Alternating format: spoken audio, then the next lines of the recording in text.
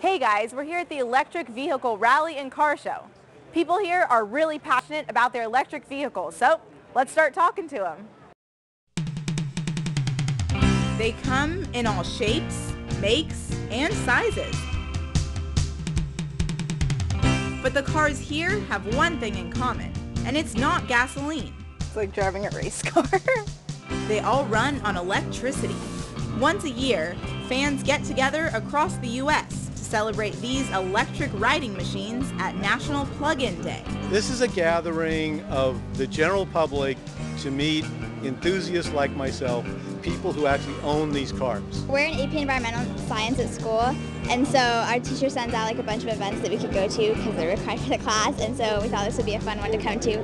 Today, there's even some electric two-wheelers. We are very excited to try out electric bikes, so we drove here and we bring our helmets. Some vehicles are new, but many are older models converted by their owners. It's very do-yourself, hands-on. Tom Seidel is with the Electric Auto Association. We've been doing this rally for 40 years, since 1972. So back in 1972, the way you got an electric car is you made it yourself. So just what is an electric car?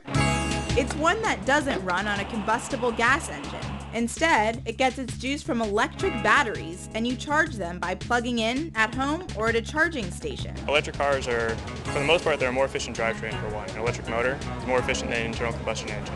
You can save burning gasoline and pollute the air and just go electrical, and you can recharge all the time for the lifetime of the bike. The paint job, it tends to get attention. It's obviously lightning bolt inspired, and I figured that was fitting for an electric car. This EV is a converted sports car built for performance. By looking at this, it looks like a lot of stuff and it looks a little bit complicated. Can you tell us about it? That's the beauty of an electric car. It really is not nearly as complicated as it seems.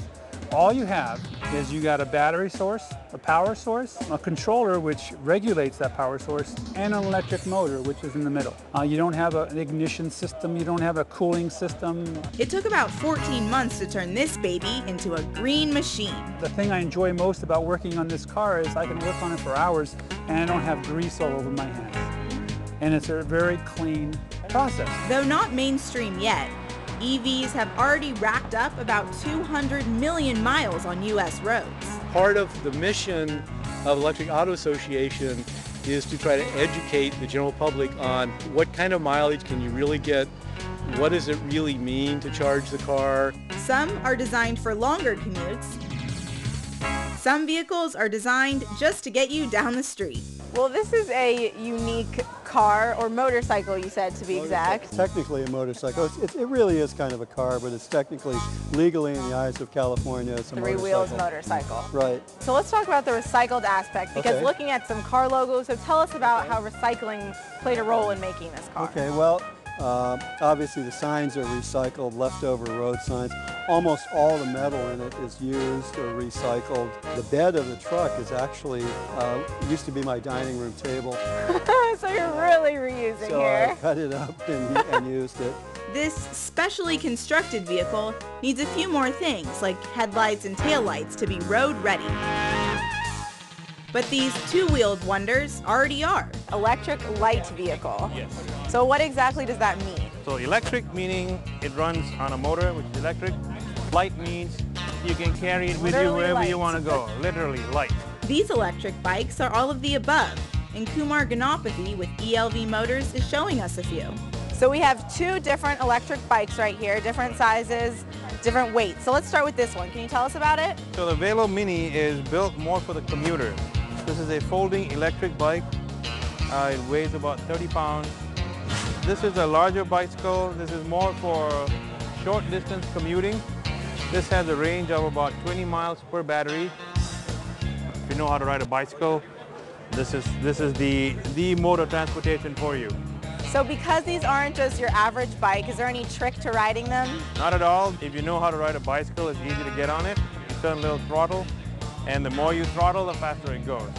So should we try it? Go right ahead. All right. Okay, let's take her for a spin.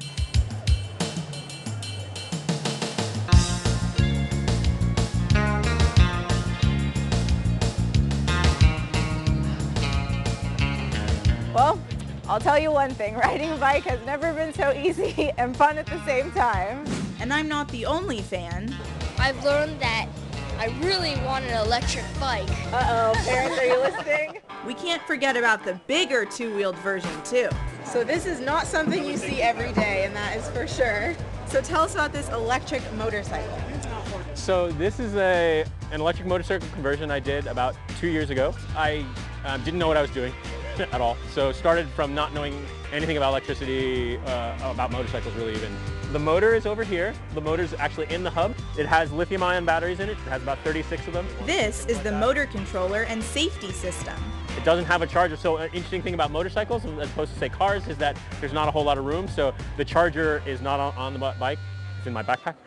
So for this crowd, it's been an inspiring day to both share and learn more about electric cars. From an eco standpoint, no gasoline, no emissions, clean riding vehicles. How far they've come. It's really folks like this that kind of lead the way for the rest of us. And how far they'll go. I think I'd definitely start a trend around campus driving this around. One thing's for sure. It looks like electric vehicles are finally here to stay.